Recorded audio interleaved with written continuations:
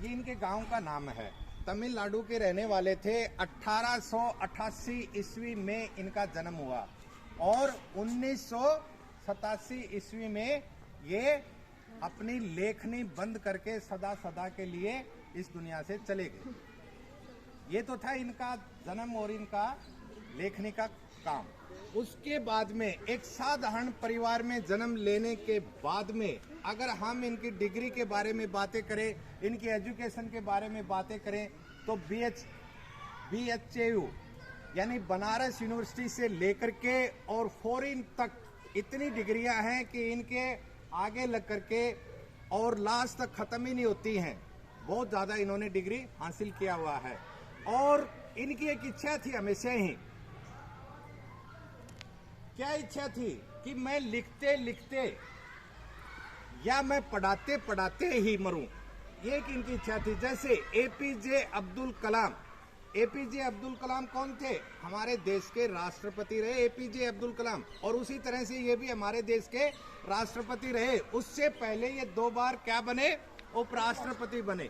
जब इनको दोबारा उपराष्ट्रपति बनाया गया तो इनकी इच्छा नहीं थी कि ये दोबारा उपराष्ट्रपति बने, लेकिन फिर भी इनको उस टाइम तत्कालीन प्रधानमंत्री पंडित जवाहरलाल नेहरू वगैरह होते थे, तो उन्होंने फिर इसी का समर्थन किया कि आप इस बार और बन जाइए। फिर इन्होंने हाँ कर दिया कि ठीक है, आप सब कहते हो तो ठीक है, क्योंकि इन्होंने स्वतंत्रता आंदोलन में भी भाग लिया और भी हिस्से लिए इन्होंने, लेकिन वो दिल से नहीं लिया इन्होंने।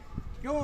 क्योंकि ये सिर्फ पढ़ाने के ही इच्छुक रहते थे और जीवन भर इन्होंने, इनकी इच्छा थी कि मैं पढ़ाता ही रहूं, मैं पढ़ाता ही रहूं, और किसी चीज में सक्रिय ज्यादा नहीं रहे, सिर्फ पढ़ाई छोड़ करके नहीं। अब हम बात करें गुरु द्रोण की। गुरु द्रोण के बाद में बात करें हम किसकी? कृष्ण जी की। और बात करें राधा कृष्णन पल्लवी की।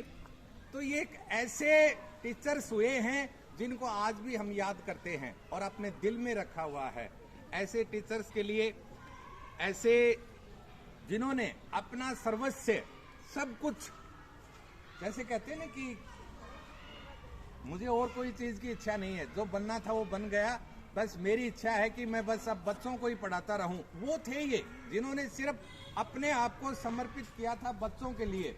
और टीचर्स तो वो होता है, टीचर्स तो कौन सा होता है? वो होता है कि जो अपने बच्चों को भी प्यार इतना नहीं करता जितना अपने स्टूडेंट से प्यार करता है।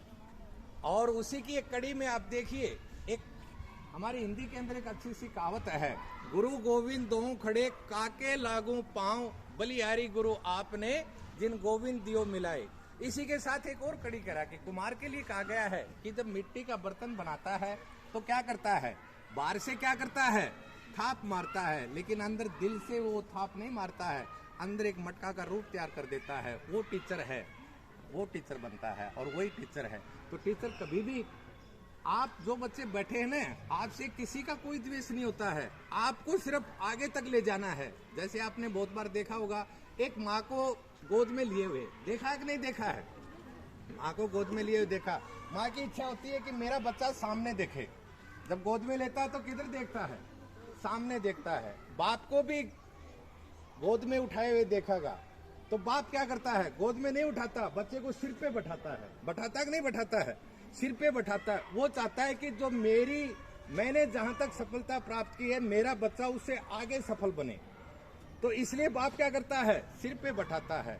लेकिन एक टीचर कभी भी न गोद में उठाता न सिर पे बैठाता। क्या करता है टीचर? टीचर क्या करता है? उंगली पकड़ करके चलना सिखाता है। उंगली पकड़ करके क्या करता है? चलना सिखाता है, ताकि आप जीवन में अच्छा करें और आगे जाएं। वो टीचर है कि आपको चलना सिखाता है। तो टीचर के लिए बच्चों, आप अपना हमेशा समर्पित रहें टीचर के प्रति कि मेरा टीचर जो भी कुछ करेगा तो मेरे भविष्य के लिए अच्छा करेगा और अच्छा करता भी है। ये आप याद रखिए। मैं पूरे विश्वास ही नहीं, पूरे 100% विश्वास के साथ कहता हूँ, कोई टीचर ऐसा नहीं है जो आपको आगे ले जाने की इच्छा नहीं रखता हो।